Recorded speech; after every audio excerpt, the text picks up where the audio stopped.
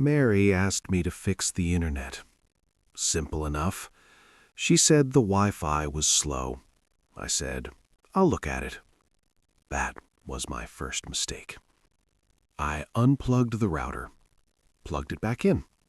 Nothing happened. So I unplugged it again, held it longer this time, like it needed a moment to think.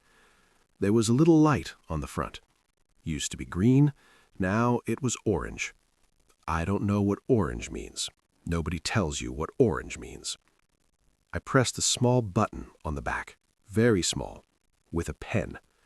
Mary walked in and said, "What did you just do?" I said, "I reset it." She said, "Reset it to what?" I didn't have an answer for that. Now the TV wasn't connecting. Mary's phone wasn't connecting. The thermostat, and I did not know the thermostat needed internet, the thermostat was also not connecting. I called our son.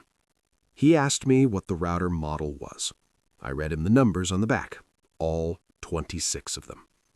He went quiet for a moment. Then he said, "Dad, did you press the reset button?" I said, "Yes." He said, "That erases everything." I said, "Everything?" He said, "Everything."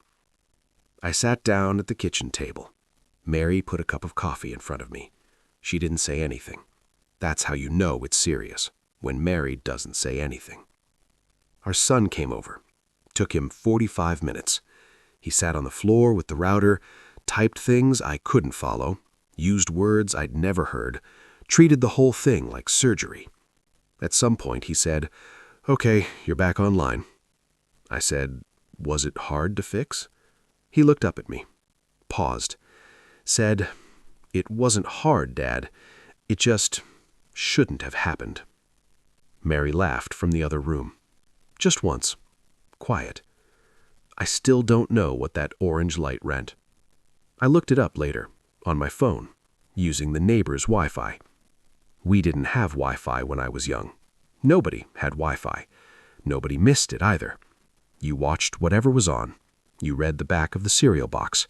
You sat with yourself for a while. Now the thermostat needs internet. The thermostat. I don't know when that happened. Maybe it happened slowly. One thing connected to another, and now if you press one wrong button, everything goes quiet.